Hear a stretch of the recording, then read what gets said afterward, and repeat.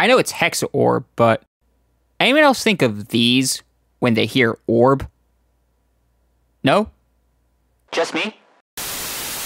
How's it going, guys? It's John here, bringing you another Overdress deck profile.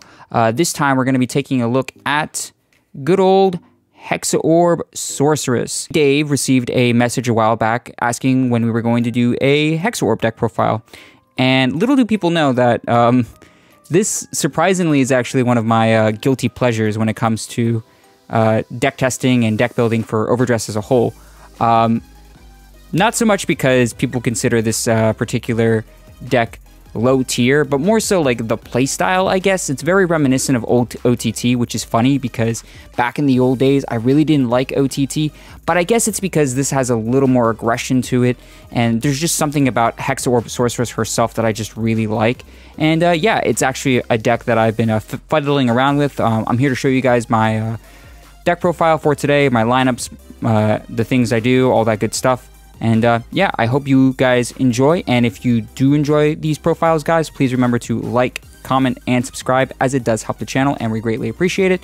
But enough of my rambling, guys. I'm going to get right into good old Hexaorb Sorceress, the power of the orb. All right, guys, so let's start out with the ride line. So, of course, the ride line itself is very self-explanatory, very simple. We're going to be playing the Tri-Connect, the Tier Square, the Pentagleam, as well as Hexaorb Sorceress herself. So this is, of course, the ideal ride line that you can do when it comes to Hexaorb Sorceress.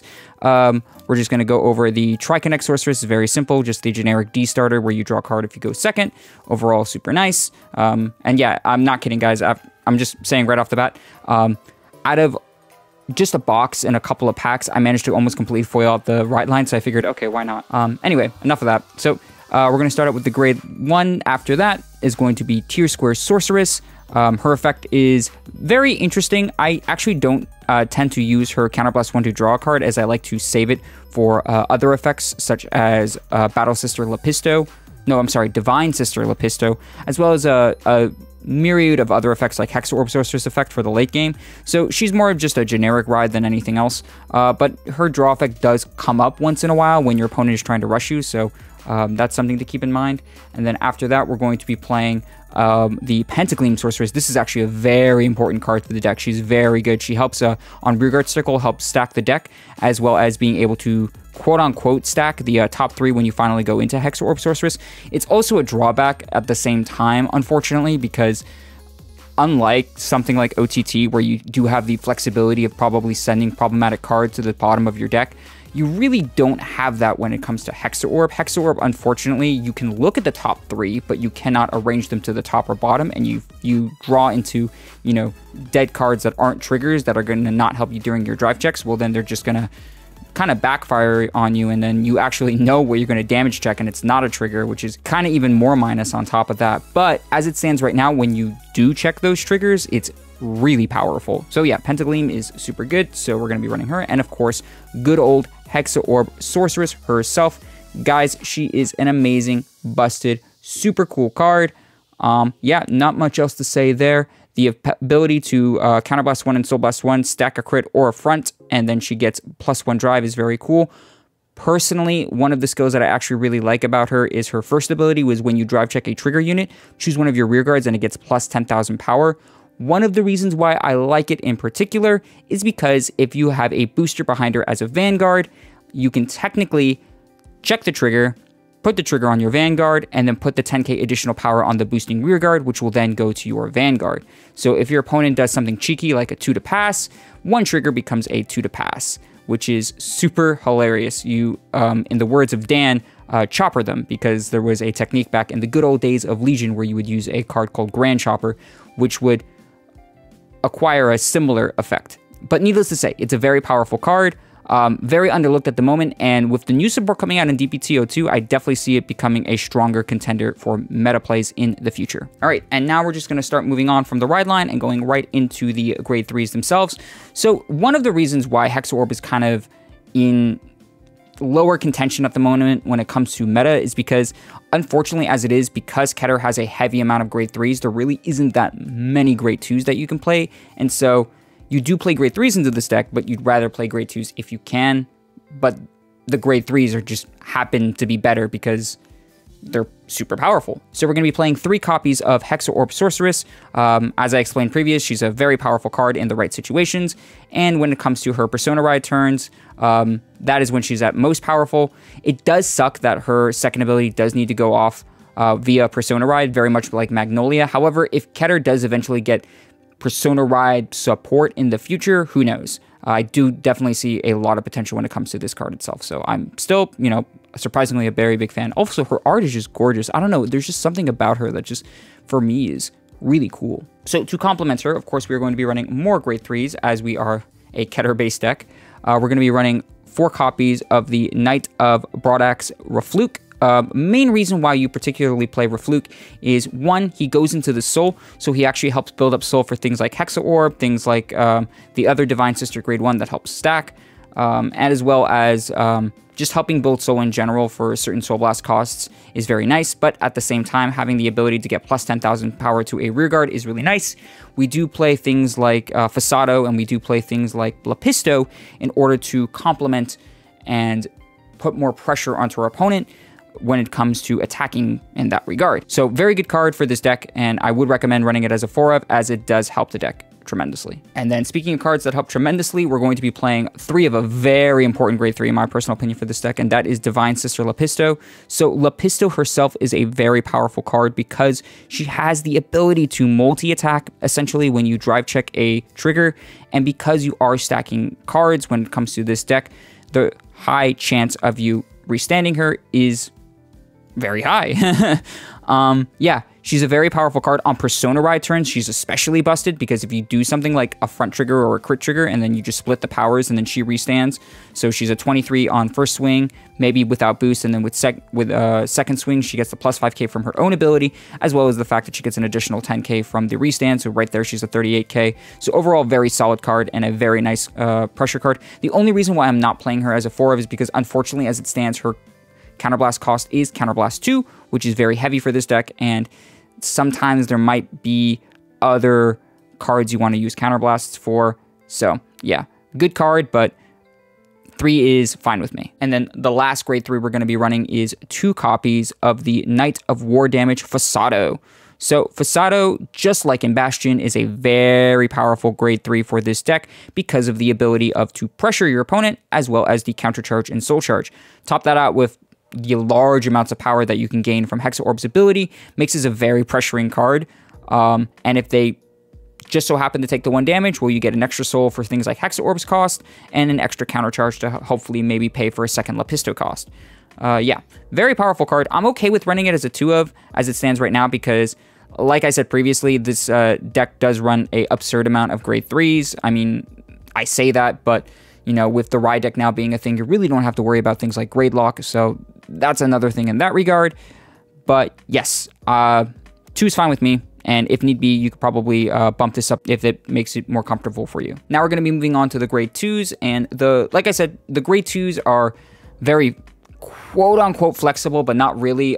There is one particular Divine Sister grade 2. I believe her name is Pastelito. I'm not running her just because I'd rather not pay for her Soul Blast effect because it's kind of mediocre just to get a 5k, additional 5k, when I could be expending that Soul Blast cost for something else, especially in the later game when you're low on soul. Anyway, I'm just going to show you guys. So we're going to be running 3 copies of the Pentagleam Sorceress. Amazing card for this deck. Must be run at a 4-of. Of course, it would run 4 in the main deck, but you're running 1 as the ride line as it is. So very good for stacking the deck, and when you stack to the bottom, she becomes a 12k. The additional 2k, in my opinion, isn't that great, but the stacking effect is what you love her for. She's a very powerful card for this deck and helps set up for the early game as well as the late game. And so you might be wondering, all right, well, what is the other grade 2 that you're running? Well, our options are kind of low here, so we're going to be running actually 4 copies of the grade 2 from the trial deck, Rooks. So Rooks is okay in this deck. He's not amazing by any stretch of the imagination, but one particular reason why I like Rooks is because if you do have something like a Lapisto on the board, as well as the Fasado on the board, along with your Hexaorb Sorceress, there are 3 grade 3s on the board, therefore it meets the requirement of Rooks, and he becomes a 15k booster. So if you put this behind a Fasado, it becomes a pressuring, even more pressuring unit that they might want to guard, so therefore you get the counter charge. Or if you swing with the Lepisto first and then restand the Lepisto and then swing, boost it with the Rooks, it becomes even a more big stick. So it helps create more pressure in that regard. Yeah, otherwise he's a solid just 10k vanilla. Or, you know, maybe for some reason you have a Refluke in the back row rear guard circle and you're setting up, therefore he just becomes a 15k beater on the front board, which is nice. So overall he's not bad, but I believe when we get better support in DBTO2, he is going to be something I will be taking out for a better card. And now we're going to be moving on to the grade 1s. I will be completely honest, guys, grade 1s are very flexible in this deck. You could run more of cards to help stack your deck. You could help more cards to help build more pressure onto your opponent, or more pressure onto your board rather. But as it stands right now, I have this particular lineup that I'm having a lot of fun with, and it's been working out very well for me. Of course, goes without saying, we are going to be running 4 copies of the DPGs. Very good card, not much else to say. You like living, so I would strongly recommend to run 4 PGs, unless there is a good reason why you don't want to run 4 PGs. Yeah. PGs are good, guys. I hope that is a learning experience for someone. After that, we're going to be running 4 copies of Painkiller Angel. So, Painkiller Angel, very simple effect. At the end of the battle that she boosts, Soul Blast 1 and retire this unit to draw a card. So, there are a couple of reasons why I run Painkiller Angel specifically. One, I have noticed that unless you get your Persona Ride for Hexaorb, it is a very downhill battle for the deck. Therefore, I personally would like to try and draw into Hexaorb as quickly as I possibly can. There are even certain scenarios where I'll be completely honest, where I will mulligan 5, even though my hand is okay, just to try and see Hexaorb in my opening hand. And if I don't see Hexaorb, then I'm trying to also fish for these painkillers over here to essentially trade me in for 1 additional card. Not only that, but again, boosting this with Hexaorb Sorceress, it's a very good target actually, because combo that with Hexaorb's ability, it becomes basically a pseudo chopper, and then at the end of the turn you can just Soul Blast it and kill it, and then draw yourself an additional card for possibly more defensive plays. And another reason why I play it is because comboing with Pentagleam's ability, if Pentagleam gives you a bad stack, you can just use Painkiller's effect before drive checking, maybe with a rear guard, maybe boosted by a Lepisto, to draw into that dead card, and then possibly fish into your drive checks for a trigger unit, which was really nice. So 4 of her. Of course, Soul Blast is kind of heavy, but again, keep in mind, guys, that we do play cards to help mitigate the soul cost. The last grade 1s we're going to be running for this deck are 3 copies of the Divine Sister Tartine. So Tartine is a very, very important card for stacking potential. The Soul Blast 1 to rest her, then look at the top cards of your deck and put them, look at 2 top cards of your deck and put 1 to the bottom and 1 to the top, is very nice. The only reason why I am running her as a 3 of and not as a 4 of is because you have to rest her in order to activate the skill, and there are certain scenarios where I don't find that as beneficial when it comes to pushing in for the later stages of the game, because there are times where you're just going to want a booster to create more pressure. Other than that, she's a very solid card. Yeah, if you would want to run 4 of her, go right ahead, but as it stands right now, 3 of her is perfectly fine with me. That'll do it for the grade 1, guys.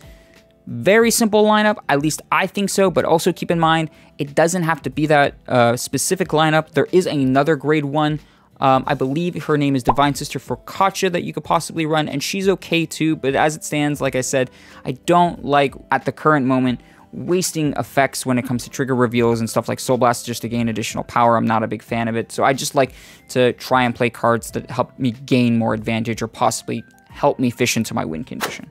Anyway, now onto the trigger lineup. Now my trigger lineup is very interesting, and the more I've been playtesting with it, the more I'm lenient towards a certain trigger type and might lean into it altogether. I'll tell you guys a little more in depth once I get to it. So anyway, so first off, we're going to be running 1 of the Keter Sanctuary Overtrigger. Goes without saying, guys, Keter Sanctuary Overtrigger is perhaps one of the most powerful, most blowout overtriggers in all of Overdress, especially in the late game. And if you have a front board of grade 3s and everything gets twin drives, it becomes absolutely insane.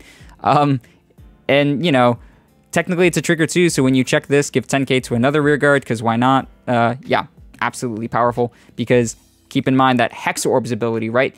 It's not when she drive checks, it's when a drive check reveals. So if you check the overtrigger and then you swing in with your other rear guard and they check a trigger, then they can get the power from Hexaorb's ability as well, and just things get out of hand and completely nuts. So yeah, Overtrigger, must. Very good. And then when it comes to our crit lineup, we are only going to be running 5 critical triggers. So hear me out, guys. Yes, I do know that when it comes to critical triggers in general, you want to be running as many crits as you possibly can to try and finish out the game as quickly as you possibly can. But this deck in particular, I feel like it's not as high of a necessity. It helps create the pressure, but more so you're going to be wanting to put it on Vanguard and just push them in for damage anyway. So what I found actually to be a little better when it comes to critical triggers is I'm actually playing 3 copies of front triggers. Now, originally, I was playing only 2 copies of front triggers, and I did bump it up to 3 copies because I realized a really, really broken combo that you can do. Something like on a Persona Ride turn, if you attack with Hexaorb and you stack one of these front triggers on top of your deck, and you swing in with the front board, if they hard guard your Hexaorb Sorceress, one thing that you can do is you can flip the front trigger, give the 10k to your front board, and then with Hexaorb's ability, you can give the 10k to the booster, effectively giving you 4 trigger checks, which is super, super powerful. And then, you know, if you check any other trigger, that just creates more breakthrough into your hard guard shields from your opponent, and therefore just blows them out altogether. Yeah, so I might actually try and experiment with maybe 4 front triggers, or maybe go 5 front triggers and then 3 crit triggers. But yeah, front triggers are kind of impressing me right now. Let me know what you guys think in the comments down below when it comes to front triggers and Hexaorb Sorceress. I'm very curious to know. Next up, we're going to be running 3 draw triggers. Draw triggers, still very good. Check them defensively, gets you an extra card in hand, which is nice. Check it offensively, it's still good because it goes off with Hexaorb's ability regardless. So it becomes just more advantage. And of course, you know, draw triggers are nice because it helps you draw into your potential Hexaorb Sorceress when you cannot draw into it for the love of you. And then lastly, it goes without saying, guys, you like living, so please play 4 heals. I like living. I hope you do too. Very, very important message for you folks. Heal triggers, important. Say yes to green. And to lovely lady. Very pretty. And yeah, guys, that'll do it for the deck. Overall, like I said, it's quote-unquote my guilty pleasure at the moment. It's one of the decks I've been enjoying greatly, and something that I'm willing to improve and experiment on further in the future when this deck gets more support. I know it's not as powerful as something like Bastion when it comes to the Keter Sanctuary decks as a whole, but possibly in the future, this is definitely going to be a card that'll come out of nowhere and just take the meta by storm. I can feel it in my bones. But what do you guys think of Hexaorb? Please let me know in the comments down below. I am curious to know other people's opinions. Thank you guys again for watching our deck profiles. I greatly appreciate it. And yeah, I will see you guys next time. Deuces!